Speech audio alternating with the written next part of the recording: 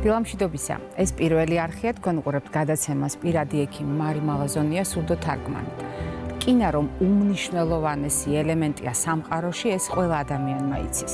მაგრამ არანაკლებ მნიშვნელოვანია ის ადამიანის ორგანიზმის მასშტაბში, განსაკუთრებით თუ წარმოვიდგენთ, რამდენად მნიშვნელოვანია ყოველი უჯრედის, ქსოვილის, ორგანოების უზრუნველყოფა ჟანგბადით. არის თუ არა ეს ყველაფერი დაკავშირებული რკინასთან, რასაკვირველია, ამას ჩვენ სტუმართან ერთად გავიხსენებთ. მაგრამ ძალიან დიდი მნიშვნელობა აქვს იმას, თუ როგორია ჩვენი დამოკიდებულება ამა თუ იმ პრობლემის მიმართ. როდესაც ჩვენ შევიტყობთ ხოლმე, რომ ეს ნივთიერება მაგალითად სასარგებლოა ჩვენი ორგანიზმისათვის, ან საჭიროა ჩვენი ორგანიზმისათვის, შეიძლება იმდენად მოვინდომოთ ამ ნივთიერებით ორგანიზმის შევსება, რომ უარესის სამსახური გაუწიოთ ჩვენს ჯანმრთელობას და ჩვენს სიცოცხლეს.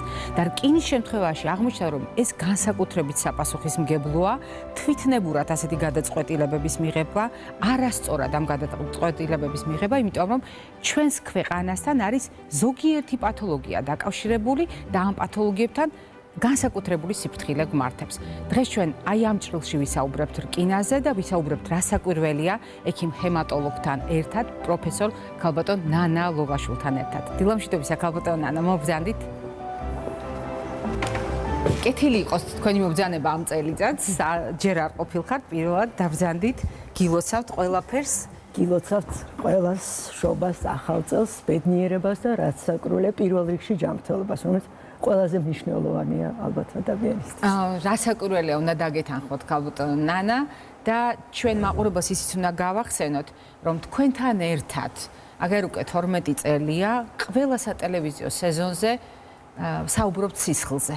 და საუბრობთ სისხლთან დაკავშირებულ ძალიან ბევრ საკითხზე, მათ შორის არაერთხელ გვისაუბრია რკინაზე. უნდა ვაღიაროთ ეს ფაქტი, მაგრამ ის თემა, რომელიც დღეს ჩვენ ასე გვაღელვებს და რომელიც ჩვენს ჯანმრთელობაზე პირდაპირ იკვეთება და შეიძლება იყოს ცოტა სახიფათოც კი სითამამე ამ თემასთან დაკავშირებით, საგანგებოდ შევარჩიეთ სწორედ რკინის ორგანიზმში განაწილების ჭრილში. ანუ მოდით გავიხსენოთ ჯერ რასაკეთებს რკინა, რამდენიმე სიტყვით შეგვახსენეთ და მერე ვისაუბროთ რკინის მარაგებზე.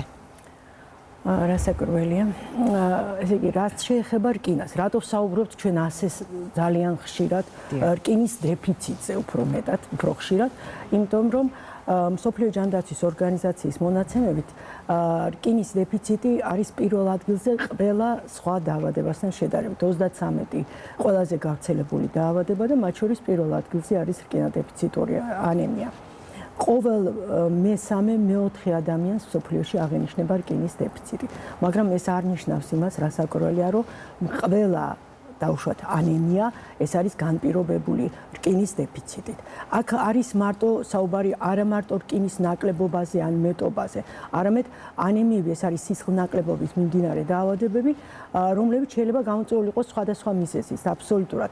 უკვე რკინის სვლაზე რო არაფერი არ ვთქვათ, აქ შეიძლება იყოს B12-ის დეფიციტი, ფოლიუმის მჟავის დეფიციტი და ასე შემდეგ და ასე შემდეგ. ეს ძალიან დიდი აბსოლუტურად განსხვავებული ჯგუფი არის დაავადებების, თუმცა მთელი აი ამ ანემიების 80%-ს სადღაც შეადგენს რკინადეფიციტური ანემია. ამის გამო არის რომ სულ რკინადეფიციტურ ანემიაზე ვსაუბრობთ. ეხლა რაც შეეხება თვითონ რკინას.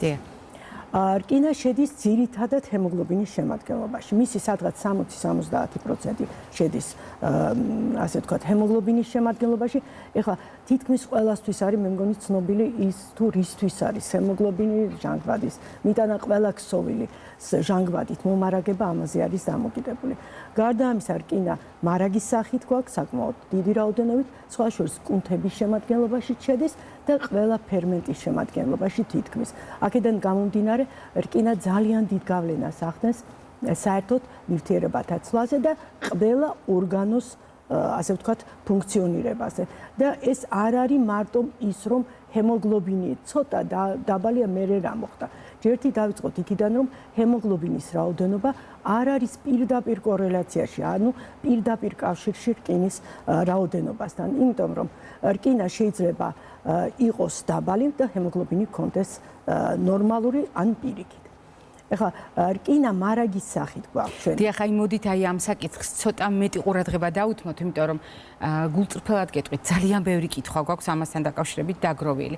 უფრო მეტიც საზოგადოებისათვის გაუგებარი რჩება, როდესაც ჰემოგლობინს განსაზღვრავენ, საზოგადოებისათვის მეტნაკლებად ცნობილია, რომ ჰემოგლობინის გარკვეული ოპტიმალური რაოდენობის არსებობა მნიშვნელოვანია, როდესაც ვაფასებთ, რამდენად ჯანმრთელად არის ადამიანი.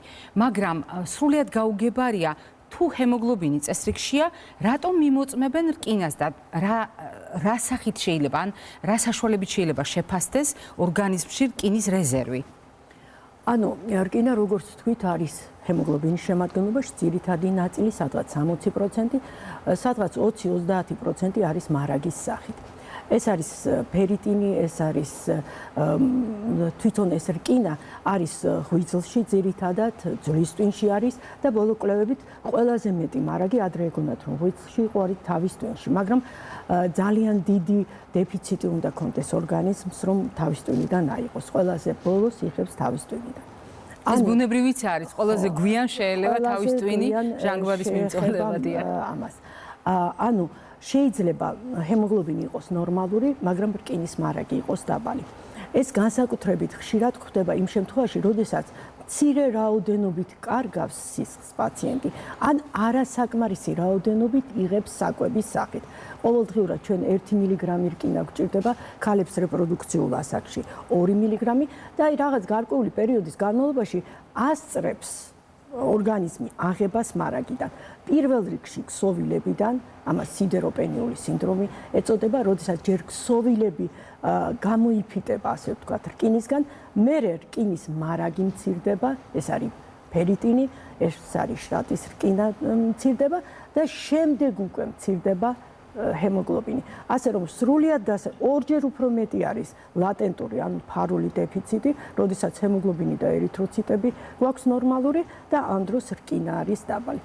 შეიძლება იყოს პირიქითაც. კითხვა ასეთი, მე უბრალოდ იმისათვის, რომ ეს საკითხი შევავსოთ, როდესაც ჰემოგლობინი დაბალია, ეს ავტომატურად ნიშნავს თუ არა იმას, რომ მარაგი რკინის დაბალია და აუცილებელია თუ არა ამ დროს ერითროციტების, ანუ წითელი უჯრედების რაოდენობაც იყოს დაბალი. ესე იგი, როგორც მე ვთქვი, თავიდანვე აი გამამახვილე ყურადღება ამაზე, რომ ეს არის ძალიან ჰემოგლობინის საერთოდ ანემია, ეს არის სისხლნაკლებობით მიმდინარე პათოლოგიებია, როდესაც ჰემოგლობინი დაბალი გვაქვს, მაგრამ ეს არის ძალიან დიდი ჯგუფი. აი ხა ყველა ამ დაავადებაზე რომ ვისაუბროთ, ეს არის სხვა დეფიციტები, სხვა პათოლოგიები, ონკოლოგია და ასე შემდეგ. ჰემოგლობინის სიდავლე შეიძლება სრულიადაც არ იყოს რკინით გამოწვეული. როგორც ვთქვი, 80% კი მოდის რკინა დეფიციტურ ანემიაზე, მაგრამ იმ ადამიანისთვის, რომელსაც არ აქვს რკინის დეფიციტი, ის 100% იქნება რაღაც სხვა დაავადება. და პირდაპირ, ასე ვთქვათ, რკინის მიცემა ამ შემთხვევაში კატეგორიულად არ შეიძლება. იმიტომ რომ ჰიპოქრომული ანემია, ანუ როდესაც ჰემოგლობინი დაბალი გვაქვს, შეიძლება ერითროციტები არც იყოს ისეთი დაბალი, ან ნორმალურიც იყოს, შეიძლება სხვა დაავადებებითაც. მაგალითად, საქართველოში საკმაოდ გავრცელებული პათოლოგია ეს არის თალასემია. თალასემია არის მემკვიდრული დაავადება, რომელიც საქართველოსთვის საკმაოდ დამახასიათებელია. ეს დაავადება არის ორი ტიპის, ასე ვთქვათ, ეს არის ჰომოზიგოტური და ჰეტეროზიგოტული. გასაგები რო გახდეს, ჰომოზიგოტური ეს არის მძიმე ფორმა, როდესაც ორივე მშობელს აქვს პათოლოგია და ჰეტეროზიგოტული, როდესაც ერთ მშობელს აქვს. საბედნიეროდ საქართველოში ჰომოზიგოტი სულ რამდენიმე ყავს. ძირითადად არის ჰეტეროზიგოტული, იმიტომ რომ საქართველოში ესეთი ნათესაური, ასე ვთქვათ, კავშირები ნაკლებად არის, არ არის საერთოდ. ქორწინებაში არ არის მიღებული ახლო ნათესაური კავშირები, ახლო ნათესაური კავშირები. აქედან გამომდინარე, ჩვენთან უფრო არის ჰეტეროზიგოტული ფორმები. ეს არის მსუბუქი ფორმები ანემიების, რომლის დროსაც ჰემოგლობინი დაბალია. არც ისე დაბალი, ძირითადად მსუბუქი ფორმები არის. ერითროციტები შეიძლება ნორმის ფარგლებში იყოს, მაგრამ რკინა არის მაღალი. ეს არის აბსოლუტურად სხვა პათოლოგია, როდესაც ეს ჰემის თვითონ პათოლოგია არის და ამ შემთხვევაში რკინა ნორმაში ან უმეტეს შემთხვევაში მომატებულია. აი ამ შემთხვევაში რკინის მიცემა კატეგორიულად არა და პერიფერიული სისხლის ანალიზი თუ არ განსაზღვრავთ რკინას, აბსოლუტურად იდენტური არის. თალასემიის დროს კიდე მორფოლოგიურად შეიძლება განსხვავება ვნახოთ, იქ არის სამიზნის მაგვარი უჯრედები და ასე შემდეგ, მაგრამ იგივე ანალიზატორებით ეს უჯრედები არ ჩანს. ეს მხოლოდ თვალის დათვლის შემთხვევაში შეიძლება ვნახოთ. ანუ მოდით ამ ფრაზასაც გავუსვათ ხაზი, ანუ აპარატით თუ დაითვალა სისხლი მხოლოდ შეიძლება ეს განსხვავება ვერ აღმოვაჩინოთ და მხოლოდ ადამიანის თვალს შეუძლიათ ეს დაიჭიროს. პერიფერიული სისხლის ანალიზი იქნება აბსოლუტურად იდენტური. იქნება ჰიპოქრომული ანემია, ეს ექიმებისთვის უფრო გასაგებია, როდესაც ჰემოგლობინი დაბალია და ერითროციტები იმდენად დაბალი არ არის, აი თანაფარდობა არის მათ შორის დაბალი და მეტი ვერაფერს ვერ ვნახავთ. მორფოლოგია უფრო მეტ ასე ვთქვათ და შეიძლება მივიღოთ საბედისწერო გადაწყვეტილება რკინის დამატებასთან დაკავშირებით. ამ ავადმყოფებს საერთოდ რკინა მათთვის არ არის ნაჩვენები. ახლა მძიმე ფორმების დროს საერთოდ სპეციალური პრეპარატები არსებობს, რომელიც ხელს უწყობენ რკინის გამოძებას ორგანიზმიდან, იმიტომ რომ რკინა თავისთავად ზედმეტი რკინა იწვევს მთელ რიგ ასე ვთქვათ პათოლოგიას. ეს იგივე არის რკინა შეიძლება ჯერთი ოქსიდაციურ სტრესს შეიძლება გამოიწვიოს, ან რომელიც სხვა პათოლოგიების საწყისი შეიძლება იყოს და გარდა ამისა ეს რკინა შეიძლება ასევე ჩალაგდეს ორგანოებში. ეს შეიძლება ჰემოსიდეროზის მოვლენები ქონდეს, შეიძლება ასევე ღვიძლში ჩალაგდეს, ფილტვში და ასე შემდეგ. ასეთ ავადმყოფებს მონაცრის ფერი აქვთ ხოლმე. ანუ ძალიან ბევრი ცუდი შეიძლება გაკეთდეს. ამავე დროს ჰემოგლობინი აბსოლუტურად არ გასწორდება. ჰემოგლობინი ასე იქნება. სხვათა შორის ასეთი პაციენტები ძალიან ხშირად ჩვენთან ორსულობის პერიოდში მოდიან და რატო? იმიტომ რომ სამწუხაროდ აი სუბუქი ფორმის ანემიებს რატომღაც ყურადღებას არ აქცევენ ჩვენთან და გონიათ რომ მარტო ჰემოგლობინის ნაკლებობა, ეს არ არის მარტო ჰემოგლობინის ნაკლებობა, ისევ რკინა დეფიციტურისკენ ვიწევ, იმიტომ რომ ეს ყველა ორგანოზე მოქმედებს, აბსოლუტურად ყველა ორგანოზე, იგივე გულსის სარდაფ, ნერვულ სისტემაზე, იმუნიტეტს აქვეითებს და ასე შემდეგ.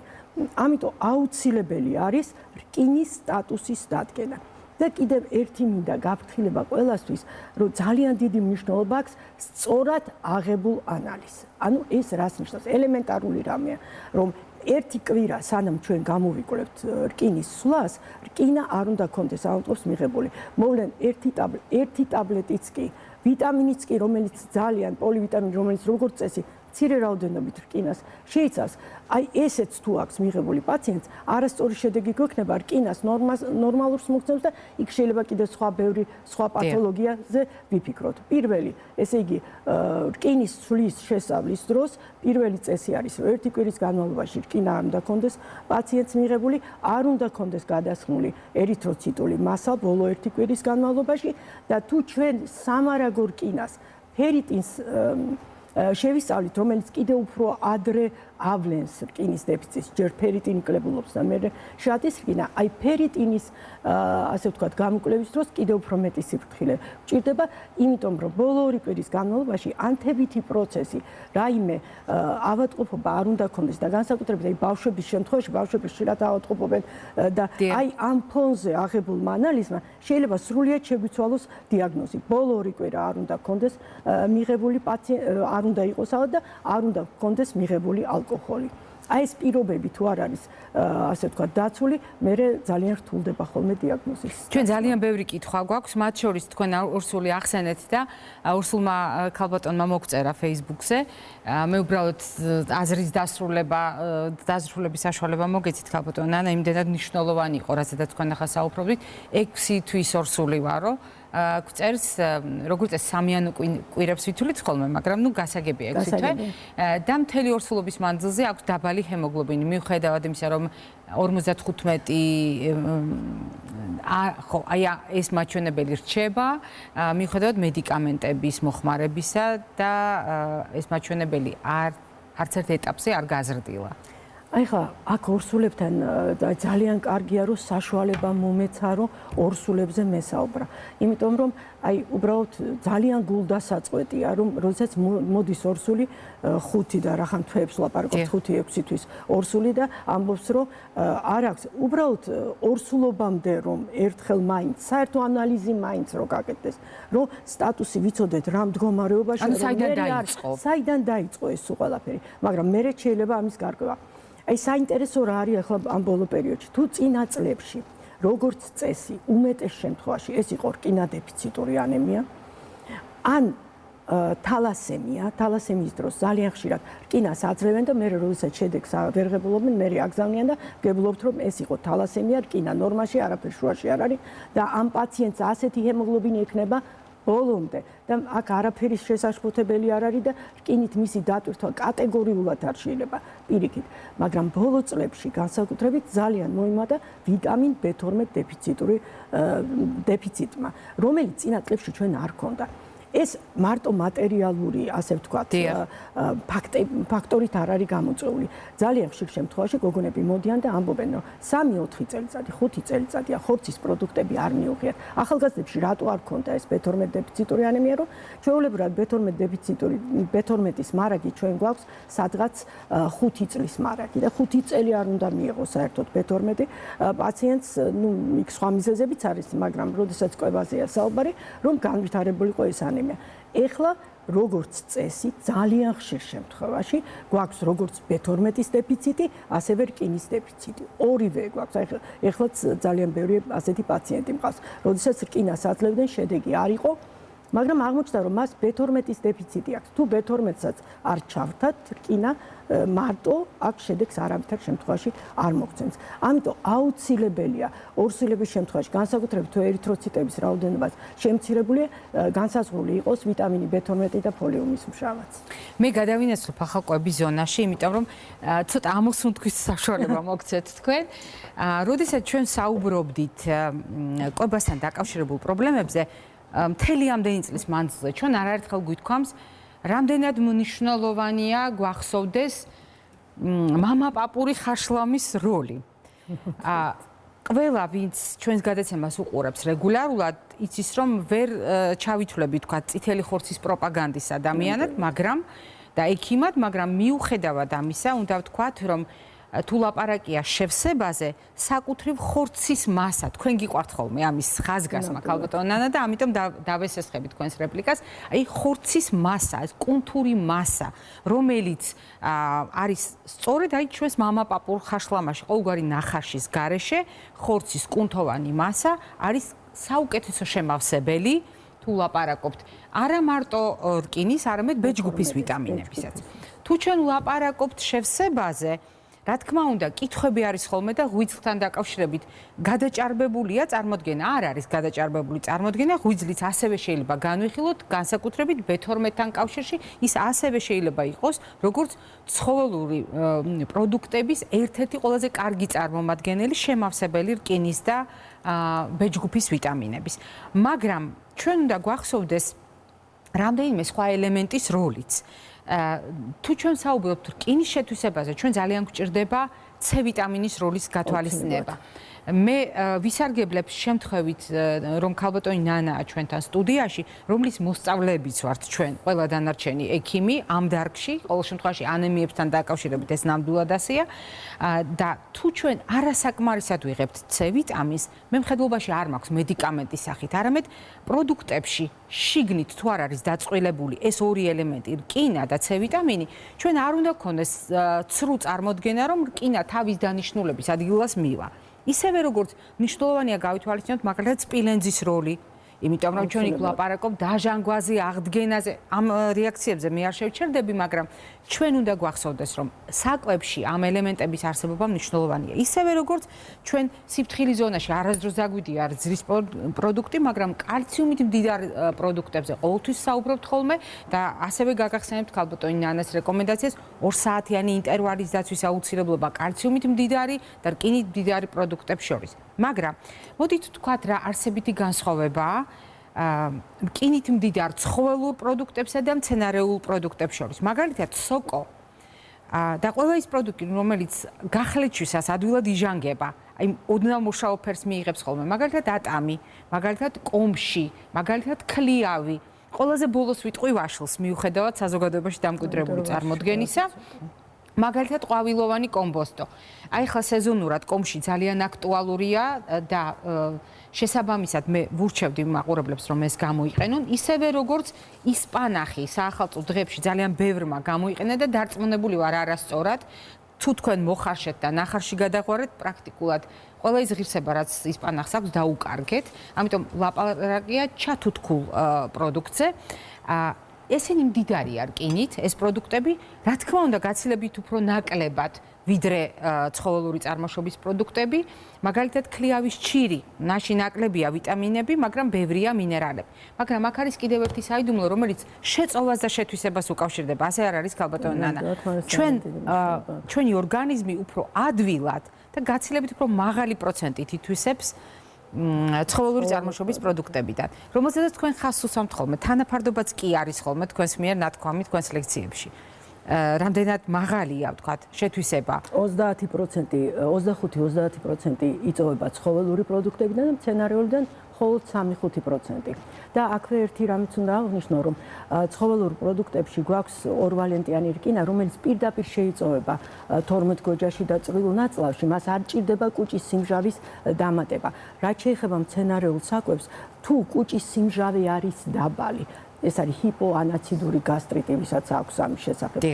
იცის, აი მათ ეს მცენარეული პროდუქტებიდან საერთოდ რკინა აღარ შეიწოვება, იმიტომ რომ მათ სიმჟავე არ ემატებათ და მათი შეწოვა არ ხდება. რაც შეეხება ახლა მცენარეულზე შეჩერდით, მარი, აი ისპანახი და ასე შემდეგ. ახლა რაც შეეხება ვიტამინ C-ს, დადგენილია რომ ახლა რომ ვიტამინ C-ს 7 სახეობა არის საერთოდ დადგენილი ახლა და ის რასაც ჩვენ ვსვამთ, მხოლოდ ერთ ფორმას შეიცავს. ამიტომ არა მარტო აი ამ ყლაპას, რომელიც გაცილებით უფრო ადვილია დრაჟეების გადაყლაპა, არამედ ცოცხალი პროდუქტებით, ცოცხალი სახით, როგორიც არის ის ბუნებაში, აი ესეთი რაოდენობით უნდა მივიღოთ, მაგრამ აქვე კიდევ ერთი რამ. თუ უკვე არის რაიმეს დეფიციტი, ეს არის ბეტონმეტი, ეს არის ფოლიუმი, ეს არის რკინის დეფიციტი, საკვები მხოლოდ დამხმარე არის, აქ აუცილებლად უნდა სამკურნალო. სწორედ აი ამ ფრაზის გამოკვეთით, ხაზგასმით, მრავალჯერ გამეორებით, მაყურებელს შევახსენებთ ხოლმე, რომ საკვები არის შემთხვევები, როდესაც გადამწყვეტია და სამკურნალო დატვირთვას და ასრულებს, დატვირთვა აქვს მას, თუმცა არის შემთხვევები, როდესაც ის მხოლოდ დამხმარეა და დადგენილი დეფიციტის შემთხვევაში ჩვენ გვჭირდება ურთიერთშეხამება აი ამ მეთოდების. მაგრამ ასევე გეტყვით, რა კი ქალბატონმა ნანამ ახსენა, რამდენად მნიშვნელოვანია სწორედ ხორცს პროდუქტების დაწყვეტილება ბოსტნეულთან. ეს არის რეკომენდაცია, რომელსაც პრაქტიკულად ყოველ დღე 12 წლის მანძილზე ყველა კვირის განმავლობაში ვიმეორებ და აი ეს კომბინაცია იდეალურია იმისათვის, რომ რკინა სწორედ ბუნებრივი C ვიტამინის ბუნებრივი ფორმების მეშვეობით აღმოჩნდეს ჩვენს ორგანიზმში. თუმცა აქვე არის გასათვალისწინებელი ერთი გარემოება. მაგალითად, ზოგიერთი ბუნებრივი პროდუქტი და ბუნებრივი პროდუქტში არსებული ნივთიერება, აი ფიტინის მჟავა, ფიტატები, ასევე აფერხებს რკინის შეწოვას. ჩვენ მაგალითად ლობიოში გვაქვს რკინა და ძალიან მნიშვნელოვანია, რომ ლობიო გამოიყენოთ, მაგრამ იმდენად მაღალია ფიტინის მჟავის შემცველობა, ისევე როგორც ბევრ სხვა მცენარეულ პროდუქტში. ესეც არის გასათვალისწინებელი და წარმოდგენა, რომ ჭარხლის მოხმარებით, ბროწეულის მოხმარებით, მე ამ თემას ძალიან ხშირად ვუბრუნდები. შეიძლება ბევრ თქვენგანს ზედმეტად ხშირადაც კი ვუმეორებ ამას, მაგრამ ყველა იმ ადამიანის საყურადღებოდ მინდა ვთქვა, ვინც ამას პირველად ისმენს, რომ ჭარხლით და ბროწეულით ჰემოგლობინს ვერ მოიწესრიგებთ. ჭარხალი და ბროწეული არ არის ანემიის სამკურნალო საშუალება. მხოლოდ და მხოლოდ იმიტომ, რომ ის წითელია. ისევე როგორც ერთი გარემოება, ალკოჰოლი ახსენეთ, მე მინდა ხაზგასმით ვთქვა, ეს არის დადგენილი და ყველა საერთაშორისო ბიოქიმიის და კლინიკური ნუტრიციოლოგიის სახელმძღვანელოში შეტანილია ალკოჰოლის არარაციონალური გამოყენების შემთხვევაში. ძალიან მაღალია სხვადასხვა ვიტამინის, მინერალის ნაკლებობის რისკი. ძალიან მაღალია, თუმცა აღმოჩნდა, რომ ალკოჰოლის მომხმარებლებს, განსაკუთრებით იმ მომხმარებლებს, რომლებიც კუსტარული წესით დამზადებულ ალკოჰოლურ სასმელებს იყენებენ. იქ სადაც შეიძლება იყოს ზოგიერთი ქიმიური ნაერთი გამოყენებული, მათ შორის სხვადასხვა მინერალის და მეტალის შემცველი ნაერთი შეიძლება აღმოაჩინოთ ორგანიზმში უჩვეულო რაოდენობის რკინა. ამაზე გვაფრთხილებენ ჩვენ საერთაშორისო ექსპერტები და თუ თქვენ გადაწყვეტეთ თვითნებურად ვიტამინების მიღება ალკოჰოლის არარაციონალურ მომხმარებლებს გულისხმობ, მაშინ აუცილებლად უნდა შეუთანხმოთ ეს ექიმს და თუ ვერ მოახერხეთ კონსულტაცია ჰემატოლოგთან, ოჯახის ექიმთან მაინც გაიარეთ კონსულტაცია. მე არ თქვი პური, რომელიც ყოველდღიური მოხმარების პროდუქტია და ხორბალი შეიცავს რკინას, თუმცა მნიშვნელოვანია ძალიან ხშირად გვეკითხებიან ხოლმე ყავა და ჩაი კალციუმს თუ გამოიტანს ორგანიზმიდან რკინასაც ერჩის თუ არა უნდა ვთქვათ რომ ერჩის 50% ამცირებს რკინის შეწოვას ამიტომ აი ეს პროდუქტები რძეც ჩაიც და ყავაც უნდა კვებიდან 2 საათის შემდეგ ან იმ შემთხვევაში როდესაც ჩვენ არ ვიღებთ პროდუქტებს რომელიც შეიცავს რკინას იგივე დავუშვათ დილას თუ დილას ახლა ყველს კალციუმ შემცველ პროდუქტებს ვიღებთ იქ თავისუფლად შეიძლება ყავის მიღებაც და ჩაისაც ახლა მარტო რკინაზე არ არის საუბარი ხაშლამას არ დავაყოლოთ მოკლედ ყავა არა ხაშლამას სხვა შორის ვერაფერს ვერ დააკრებს მაგრამ მცენარეულ პროდუქტებს კი და სხვა შორის ისევე როგორც ვიტამინი C უწყობს ხელს შეწოვას ასევე ხორცის პროდუქტებთან მიღებული მცენარეული საკვები უფრო უკეთესად იწოვება და აქ არის გასათვალისწინებელი ის გარემოება რომ არარაციონალურად ჩაის და ყავის გამოყენება არა მარტო რკინის შეწოვას აფერხებს არამედ ბეჯგუფის ვიტამინებთან დაკავშირებული სირთულეები აქვს ანუ კარგვას ორგანიზმიდან ხელს უწყობს ამიტომ აი ეს შეხამება რომელიც ძალიან გვჭირდება ბეჯგუფის ვიტამინები და რკინა იმისათვის რომ ყველაფერი კარგად იყოს ჩვენს ორგანიზმში აქ შეიძლება იყოს დარღვეული მოდით ჩვენ ახლა პატარა ვიქტორინა გავიხსენოთ რომელიც საახალწლოდ ძალიან მნიშვნელოვანია და ჩვენ ინტერაქციის ზონიდან გავაგრძელებთ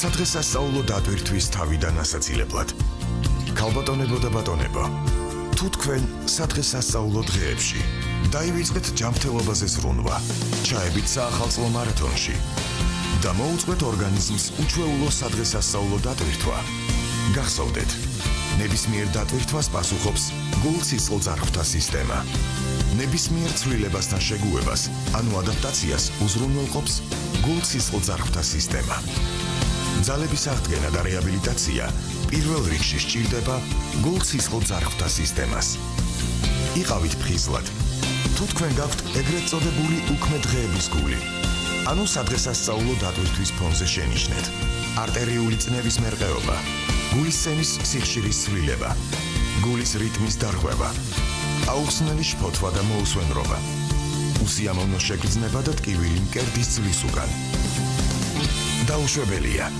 ზემოთ ჩამოთვლილი ჩივილების იგნორირება დღესასწაულების საბაბით მედიკამენტების დოზის თვითნებური ცვლილება კაცრად აკრძალულია წამლებისგან დასვენება ანუ მკურნალობის შეწყვეტა თუნდაც დროებით სიცოცხლის გახანგრძლივება და არაგადამტებ დაავადებათა თავიდან აცილება შესაძლებელია სწორი კვებით რეგულარული ფიზიკური აქტივობით თამბაქოზე უარის თქმით აირჩიეთ ჯანსაღი ცხოვრების წესი პირადი ექიმის რჩევით ჩვენ ვაგრძელებთ საუბარს და ვაგრძელებთ სწორედ რკინის სტატუსის შეფასებით ანუ როდესაც ორგანიზმში ნორმალური რაოდენობით გვაქვს, არასაკმარისი რაოდენობით გვაქვს, ან ჭარბად გვაქვს, მოკლედ რკინას რა მნიშვნელობა აქვს. სხვადასხვა ორგანოს მუშაობისათვის და როდესაც ლაპარაკობთ ფიზიკურ აქტივობაზე, შეიძლება თუ არა ფიზიკური აქტივობა იყოს დაკავშირებული სწორედ რკინასთან და რატომ? მოდით გავარკვევთ ეს ყველაფერი. დილამშვიდობისა, გოგოებო, გილოცავთ პირველად ხართ ამ სეზონზე, ხო? ხო, და ძალიან გვიხარია რა დავბრუნდით.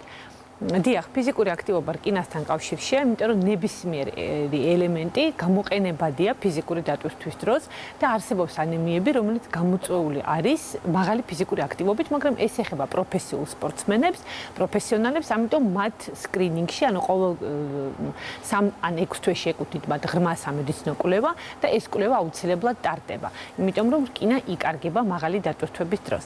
დღეს ჩვენ ვისაუბროთ მოყვარულ სპორტსმენებზე, ანუ ის ადამიანები რომლებმაც აირჩიეს ცხოვრების ჯანსაღი წესი და ვარჯიშობენ და მათ აქვთ ანემია როგორც დიაგნოზი, იმიტომ რომ ითვლება, რომ ადამიანი ადვილად იღლება, აქვს ხანდახან ქოშინი, არ არის ვარჯიშის განწყობაზე და ამიტომ ვარჯიში უნდა შეწყდეს. სწორი მიდგომა არ არის, იმიტომ რომ სულ მცირე რაოდენობით ვარჯიშიც ჯობია უმოქმედობას. ამიტომ უნდა დავიცვათ 5 ოქროს წესი და ვეცადოთ რომ ვივარჯიშოთ ნებისმიერი დიაგნოზის დროს. პირველი, მიმართეთ ექიმს, ანუ გაარკვიეთ, რამდენად ღრმა არის რკინის დეფიციტი, ანემიის გამოხატულება, რამდენად საჭიროებთ მედიკამენტურ ჩარევას. მეორე, აუცილებლად დაიწყეთ ნელა, აი გვანცაც ცდილობს გაჩვენოთ ნელი მოძრაობები, ძალიან ხანგრძლივი მოთელვა, იმისთვის რომ ძალიან მნიშვნელოვანია, რომ ვარჯიშის წინ სხეულის ტემპერატურა ავწიოთ იქამდე, რომ რკინის და ანუ ჰემოგლობინის კავშირი ჟანგბადთან ადვილად დაშლადი იყოს და მიწოდება ჟანგბადის გაგვიადვილდეს. კიდევ ერთი წესი, ეს არის აუცილებლად გააკეთეთ ვარჯიში ნელა და შეამცირეთ ვარჯიშის დრო. ანუ თუ ჯანმრთელობის მსოფლიო ორგანიზაცია მოგვიწოდებს, რომ კვირაში 150 წუთი უნდა იყოს, თქვენ შეგიძლიათ გაანახევროთ, მესამედით დაიწყოთ და ასე შემდეგ. ასევე ძალიან მნიშვნელოვანია, რომ ივარჯიშოთ მაშინ, როდესაც თქვენ ხართ დღის განმავლობაში ყველაზე აქტიური. ანუ მაშინ, როდესაც ხართ ამის განწყობაზე, მოусმინეთ თქვენს სხეულს. არავითარ შემთხვევაში არ იძალადოთ, არ აყვეთ მეგობარს, ნაცნობს, იმიტომ რომ თქვენი ბიოლოგიური რიტმი გაქვთ. და ასევე ძალიან მნიშვნელოვანია, რომ ხშირი შესვენებებით მიმდინარეობდეს ვარჯიში. ანუ უნდა ივარჯიშოთ, მაგრამ ვარჯიშმა არ უნდა გამოიწვიოს თქვენი გამოფიტვა, არ უნდა დაგეკარგოთ ვარჯიშის სურვილი. სისუსტის განცდა არ უნდა გაჩნდეს. სისუსტის განცდა არ უნდა გაჩნდეს არავითარ შემთხვევაში. მანათობელი წერტილები თვალებთან იმას, რასაც ხშირად ვამბობთ, უსიამოვნო შეგრძნება მკერდის ძვლის უკან. უნდა დავასწროთ დასვენებით, დაღლას და დავაკვირდეთ. ნახეთ, როდესაც ადამიანი ვარჯიშობს, ბუნებრივია, რომ ნავარჯიშებულობის, ანუ სასიამოვნო დაღლის შეგრძნება უნდა იყოს. ანუ შეგრძნება, რომ მე ვივარჯიშე, მაგრამ ის არ უნდა გაგრძელდეს საათობით და მით უფრო არ უნდა მიკლავდეს შემდეგი ვარჯიშის სურვილს. და კიდევ ერთი, არავითარ შემთხვევაში არ ივარჯიშოთ ინტენსიურად დროის დეფიციტის გამო. ანუ არ იფიქროთ, რომ ესეთ შემთხვევაში თქვენ აანაზღაურებთ თქვენს თქვა დროის დეფიციტს და არ გააკეთოთ ვარჯიშები, რომელიც მკვეთრად სხეულის მდებარეობის შეცვლას გულისხმობს. აი გვანცა გვიჩვენებს ახლა ამ ვარჯიშებს, რომელიც არ არის რეკომენდებული მიუხედავად იმისა, რომ ითვლება, რომ მაღალინტენსიური კარდიოდატვირთვა ესე არ გავაკეთოთ, იმიტომ რომ ეს შეიძლება გახდეს თავბრუსხვევის, ეს შეიძლება გახდეს წაქცევის, გადაღლის და ძალიან არასასიამოვნო შედეგებამდე მიგვიყვანოს და პირველი ყველაზე მთავარი არასასიამოვნო შედეგი იქნება ის, რომ თქვენ აღარ გექნებათ ვარჯიშის სურვილი. ამიტომ მოусმინეთ თქვენ სხეულს, ივარჯიშეთ, უბრალოდ ივარჯიშეთ სწორად. ძალიან დიდი მადლობა. მე ვფიქრობ, რომ ყველას, ვისაც აქვს რკინის სტატუსთან დაკავშირებით კითხვები და პრობლემები, განსაკუთრებით ბევრს გეკითხებიან ხოლმე ორსულები, პასუხი გავეცით მეტნაკლებად კითხვებზე. გოგონებო, მადლობა, ჩვენ შემდეგ კვირაში შევხვდებით ერთმანეთს. ჩვენ კიდევ ერთი ბლოკი გვაქვს ვიდეო რჩევების და შემდეგ დასკვნითი ბლოკით დავასრულებთ გადაცემას. ნაბახუსევის სინდრომის პროფილაქტიკის წესები. ალკოჰოლს შარდმდენი ეფექტი აქვს. ამიტომ აუცილებელია ორგანიზმის შევსება წყლით. ალკოჰოლური სასმელების მიღებამდე, უშუალოდ სმის პროცესში და უკვე ნაბახუსებს. ალკოჰოლი ორგანიზმის მჟავე რეაქციას განაპირობებს. ამიტომ დასატუტიანებლად გამოიყენეთ გაზგასული მინერალური წყალი და ქლოროფილის შემცველი მწვანე პროდუქტები. ალკოჰოლური სასმელების მიღების შემდეგ საჭიროა სხვადასხვა ტოქსინებისგან, მათ შორის ეთანოლისგან ორგანიზმის გათავისუფლება. ამაში გვეხმარება ნაწლავის მიკროფლორა. საუკეთესო არჩევანია პრობიოტიკები, მეგობარი ბაქტერიებით მდიდარი საკვები, მაგალითად მაწონი. ალკოჰოლური სასმელების მოხმარება გულისხმობს დიდი რაოდენობით კალიუმის დაკარგვას. ეს მინერალი გულის კუნთის მუშაობისთვის სასიცოცხლოდ მნიშვნელოვანია. აუცილებელია დეფიციტის შევსება, მაგალითად მწვანე ბოსტნეულით და მწვანილით. კალიუმის საუკეთესო წყაროა გამომშრალი ხილი, ანუ ჩირი, რომელიც უფრო მაღალკალორიულია ვიდრე ნატურალური პროდუქტი. ნაკლებ ვიტამინებს შეიცავს, მაგრამ ძალიან მდიდარია მინერალებით. სიცოცხლის გახანგრძლივება და არაგადამდებ დაავადებათა თავიდან აცილება შესაძლებელია სწორი კვებით, რეგულარული ფიზიკური აქტივობით, თამბაქოზე უარის თქმით. აირჩიე ჯანსაღი ცხოვრების წესი, პირადი ექიმის რჩევით. ჩვენ ვაგრძელებთ საუბარს და ვცდილობთ ყველა ის კითხვა, რომელიც ბოლო პერიოდის მანძილზე რკინასთან დაკავშირებით დაგვისვით, დღევანდელი გადაცემის მანძილზე არ დარჩეს პასუხგაუცემელი. მაყურებელი გვერდება. დილამშვიდობისა, გისმენთ? ალო, გისმენთ, ეთერში ხართ, დილამშვიდობისა. მოგესალმებით, ქალბატონო მარი, მივესალმებით სტუმარს. იქონა კაცეთი. დიახ. ვარ 64 წლის. სამ ერისფოციტების ალფის ფარი მაქვს 25 რამოდენიმე წელი. არა მიზულთა კაპაკი. დიახ. დანარჩენი ყველა პარამეტრი წესრიგში გაქვთ ხალბატონო? არა, მაგალ ძნელს ვატარებ და ცოტა პრობლემები მაქვს. ვერ გავიგონეთ რას მაღალი. კი ბატონო, გასაგები. სისხლის პარამეტრები სხვა, დიახ. სხვა თუდი არაფერი არ მაქვს. კი ბატონო, გასაგებია, ეს ვიგულისხმე, მადლობა შეკითხვისთვის. ანუ მაყურებელს უნდა ვუთხრათ, რას გულისხმობდა ქალბატონი ერითროციტების დალექვის სიჩქარესთან დაკავშირებით, რო ეს რომ ეძახიან საზოგადოებაში, აი ეს აინტერესებს ქალბატონს, აქვს წლების მანძილზე მაღალი. მადლობს შეკითხვისთვის. პირველ რიგში ხა იზოლირებულად მარტო ეთზე საუბარი ცოტა რთულია. ერთი არის რომ რომელი მონაცემებით არის, იქ კიდე ნორმები ორი მეთოდით კეთდება. ერთ შემთხვევაში უფრო მაღალი 35 არ არის არც ისე მაღალი მონაცემი, მეორე ასე ვთქვათ მეთოდით შესრულების შემთხვევაში სადღაც 15-მდე ნორმა თითვლება. ეხლა ასაკში 20 მმ-იც კი ნორმა თითვლება. 35 მმ-ის შემთხვევაში აუცილებელი არის დადგენა ამ მიზეზის, მაგრამ ეს არის ალბათ უფრო თერაპიული პრობლემა არის. ეს შეიძლება იყოს ელემენტარულად იგივე ნაღლის ბუშტის ანთებითი პროცესებით გამოწვეული, შეიძლება რევმატიული ხასიათის იყოს, აქ ძალიან ბევრი მიზეზი შეიძლება იყოს და აქ საჭირო არის თერაპევტის ჩართვა და თუ სისხლში სხვა ასე ვთქვათ ცვლილებები არ არის და მხოლოდ იზოლირებულად სიმშვიდეა სისხლში როგორც ქალბატონმა თქვა. ამ შემთხვევაში თერაპევტის ჩართვა არის აუცილებლად საჭირო. მოდით მე გავაგრძელებ საუბარს სწორედ კინასთან დაკავშირებული შეკითხვები, რომელიც აქვს ჩვენს მაყურებელს, შეიძლება ცალკე საგანგებოდ ჯგუფი გამოვყოთ ორსულების კითხვები.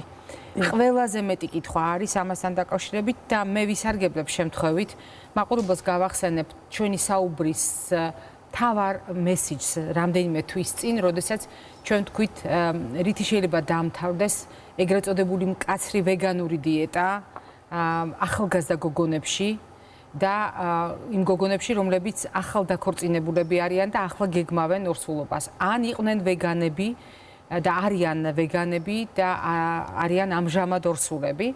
თუმცა აქვე უნდა გავითვალისწინოთ, მე უბრალოდ გავახსენეთ თქვენი გაფრთხილება, რამდენად მნიშვნელოვანია და შეიძლება იყოს სახიფათო იგივე B ჯგუფის ვიტამინებთან კავშირში და განსაკუთრებით B12 დეფიციტის შეფასებისას და როდესაც ჩვენ საუბრობთ ვიტამინების გამოყენებაზე, უნდა ვაღიაროთ, რომ საზოგადოებაშიც არის დამკვიდრებული აზრი, რომ ორსულმა აუცილებლად უნდა მიიღოს ვიტამინები. ეს ასეა თუ არა, ქალბატონო ნანა? ბოლო წლებში მნიშვნელოვნად შეიცვალა დამოკიდებულება საერთოდ ვიტამინების მიმართ. თუ საერთოდ ვიტამინებმა გადატრიალება მოახდინეს, ასე ვთქვათ, მედიცინაში და სულ რაღაც 100 წელიწადი მოიცავს ეს პერიოდი, როდესაც ვიტამინების გამოყენება დაიწყეთ. ნამდვილად იგივე ვიტამინ B12 დეფიციტური ანემია წინა წლებში სანამ დადგინდებოდა მიზეზი, სასიკვდილო განაჩენი იყო. ეხლა ეს არის ყველაზე, ასე ვთქვათ, ადვილად სამკურნალო დაავადება ჰემატოლოგებისთვის ყოველ შემთხვევაში და ძალიან ადვილად მოსარჩენია. მაგრამ ამავე დროს მთელი რიგი ახალი კვლევით დადგენილი არის პირიქით. არა მარტო საუბარი არის არა მარტო იმაზე, რომ ჰიპერვიტამინოზე, ანუ ზედმეტი ჭარბი რაოდენობით მიღებაზე ვიტამინების, არამედ დადგენილი არის, რომ არსებობს ანტივიტამინები, რომლებიც საწინააღმდეგო მოქმედების არის. იგივე მაგალითად ვაშლზე ძალიან ხშირად მე მახსოვს, როდესაც მე ვიწყებდი დიდი ხნის წინ, ასე ვთქვათ, ჩემს სამედიცინო მოღვაწეობას იყო საუბარი, რომ ვაშლი უნდა გაიხეხოს, დაიდოს ხარზე და აღმოჩნდა, რომ ამას არაფერი კავშირი არ აქვს რკინასთან. დავაცადოთ დაჟანგება. ხო, დაჟანგება და მე უკეთესი შედეგი. ამ დროს აღმოჩნდა, რომ აქ საერთოდ რკინასთან ამას არანაირი კავშირი არ აქვს, არამედ გამოიყოფა ასკორბინაზა. ანუ ვიტამინ C-ს საწინააღმდეგო ვიტამინი, რომელიც ვაშლში არსებულ ვიტამინ C-საც კი შლის. ასე რომ ამ ბოლო პერიოდში კიდევ ძალიან ბევრი არის ლიტერატურა, ასე ვთქვათ, სამეცნიერო, სხვათა შორის ძალიან სერიოზული კვლევები, რომლებიც მიუთითებენ, რომ ჭარბი რაოდენობით ვიტამინების მიღებამ და არა მიზნობრივად დანიშნულმა ვიტამინმა შეიძლება სხვა პათოლოგიები გამოიწვიოს. განსაკუთრებით მნიშვნელობა აქვს ამას ორსულებისთვის, იმიტომ რომ ორსულებში, აი 2016-17 წლის მსოფლიო ჯანდაცვის რეკომენდაციების თანახმად ვიტამინების არის დანიშნვა, თუ არ არის დადგენილი, რომ რაღაც ვიტამინი აკლია ორსულს, კატეგორიულად არ შეიძლება, იმიტომ რომ ამან შეიძლება სავალალო შედეგებამდე მიგვიყვანოს. არ არის ლაპარაკი იმაზე, რომ შედეგს მოგცემს თუ არა მარტო შედეგს, არამედ სავალალო შედეგიც კი შეიძლება მოგცეს. ერთადერთი ვიტამინი, რომელიც ისიც სიგარეტის მწეველ ორსულებზე არის საუბარი, ეს არის ვიტამინი C. იმიტომ რომ სიგარეტის რასაკვირველია ჯობია რომ საერთოდ არ მოწიონ სიგარეტი და ვინაიდან ბრონქიალური ასთმის ასე ვთქვათ ალბათობა მე აი ამ ნაყოფზე გაზრდილია მნიშვნელოვნად. ამიტომ მსოფლიო ჯანდაცვის ორგანიზაციის ბოლო რეკომენდაციების თანახმად ერთადერთი ვიტამინი C შეიძლება დაინიშნოს ისიც მწეველ ქალებში. დანარჩენი ყველა ვიტამინი მხოლოდ მიზან მიმართულად უნდა დაინიშნოს. ერთადერთი რასაკვირველია ეს არ ეხება ფოლიუმის მჟავას, იმიტომ რომ პირველი ტრიმესტრის განმავლობაში, პირველი 3 თვე და მანამდე 1 თვის განმავლობაში, როდესაც ნერვული სისტემა ყალიბდება, ბავშვის აუცილებელია პროფილაქტიკური დოზით ეს აღარც განიხილება რეალურად. ამაზე ლაპარაკი არ არის, მაგრამ დანარჩენი ვიტამინები იმის გამო რომ დაუშვათ ანემია აქვს ორსულს და მეზობელმა ან ახლობელმა უთხრა რომ მოსამაგრებლად კარგი იქნება ვიტამინი, არა მარტო კარგი კი არა, შეიძლება მავნეც კი იყოს.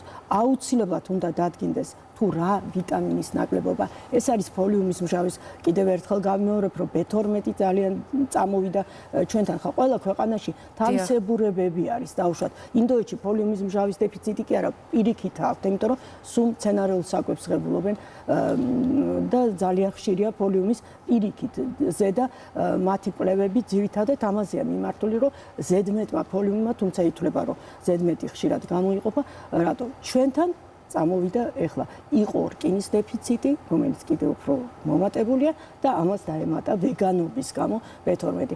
მე ორსული მოდის და ეხლა დავიწყე ხორცის მიღება, მაგრამ ეხლა დავიწყე ორსულობის პერიოდში, სულაც არნიშნავს იმას, რომ დავუშვათ წინა პერიოდში მიღებული. სხვათა შორის უნდა ვთქვათ, აი C ვიტამინთან დაკავშირებით კიდევ ერთი გაფრთხილება აუცილებლად მე უბრალოდ რომ არ დაგვრჩეს ეს ყურადღების მიღმა, განსაკუთრებული მნიშვნელობა აქვს იმას, რომ ხანგრძლივ მწველებს აქვთ 5-7 ჯერ მაღალი დეფიციტი C ვიტამინის და თუ შარტკენჭოვანი დაავადებების რისკი გაზრდილია, აი იქ C ვიტამინის დამატებაზე კიდევ უფრო დიდი სიფრთხილეა გამოსაყენებელი. ძალიან დიდი სიფრთხილეა. ადრე ვიტამინ C-ზე იყო საუბარი, რომ ეხა ეს ორსულ მწველებზე საუბარი, რომ ადრე C-ს ყველას სვამდა ზამთრის პერიოდში, მაგრამ აი ეს იოლად არც ვიტამინ C-სთან შეიძლება. ეს განსაკუთრებით აქტუალური იყო ეხლა სეზონურ რეკომენდაციებთან კავშირით. ქალბატონი ნანა, დიდი მადლობა ჩვენთან სტუმრობისთვის.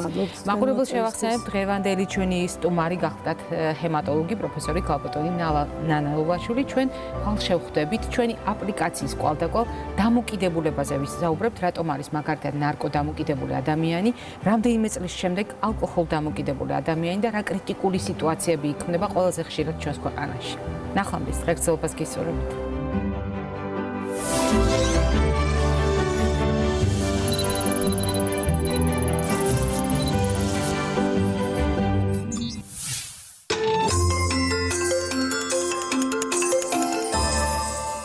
იწყება 57 ეტაპი სრულიად საქართველოს კათოლიკოს პატრიარქ ილია მეორეს მიერ ახალდაბადებული მესამე და შემდგომი ბავშვის მონათვლისა. ნათლობის მსურველთა რეგისტრაცია იწარმოებს საქართველოს საპატრიარქოში 10 იანვარს. 12-დან 16 საათამდე. რეგისტრაციის მსურველებმა თან უნდა იქონიონ მშობლების პირადობის მოწმობების ასლები, ჯვრისწერისა და ქორწინების მოწმობების ასლები, შვილების დაბადებისა და ნათლობის მოწმობების ასლები, მოსანათლის 2 ფოტო 3/4-ზე CD დისკზე. საკონტაქტო ტელეფონი